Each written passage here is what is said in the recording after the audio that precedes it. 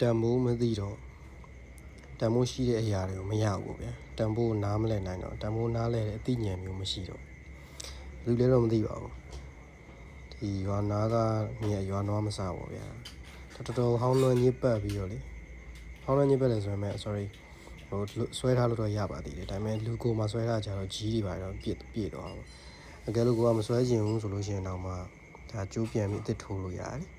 အဲ့ဒါကိုပြစ်ထားတော့ဖြစ်ကလစံထားတော့ကျွန်တော်အဲ့ဒါကိုကောက်ယူပြီးတိန်းတာကြာပြီပေါ့ခုမှကျွန်တော်အစ်စ်ထိုးမကျိုးအစ်စ်ထိုးမှဆိုပြီးဖြီလိုက်တယ်အင်းကိုရီလိုက်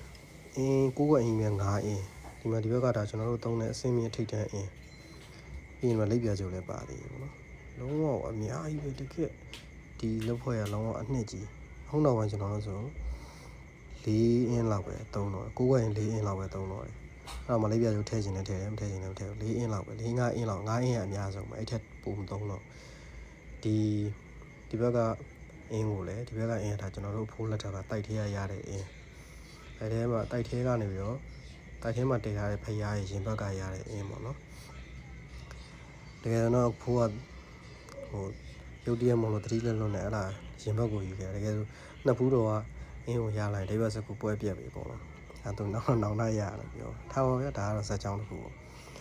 နှမျိုးကိုကောင်းနေကြအောင်ကိုကအင်းမဲကိုအင်းဒီလိပ်ပြကျိုးတစ်ခုတည်းနဲ့တော့ပွဲပြက်တယ်အန်နီရကင်းတာဆိုရင်ပေါ့နော်ဒါဆိုဘတ်စုံပဲစီးပွားရေးဟာလားဘယောကတိုက်ခိုက်ပြိုင်ဆိုင်နော်ပြီးရင်ဒီအင်းကတော့ဘတ်စုံသုံးလို့ရဆက်ကျိုးတွေဖျက်ချနေမှာသုံးတာနေရဲတွေအားလုံးချုပ်တဲ့နေရာမှာလည်းသုံးနိုင်တယ်ပြီးရင်ရုပ်ဖြတ်တဲ့နေရာမှာသုံးတယ်ရုပ်ဖြတ်တဲ့ဆိုတော့ကိုယ့်ကိုအတင်းတွန်းကန်တိုက်လာပြီ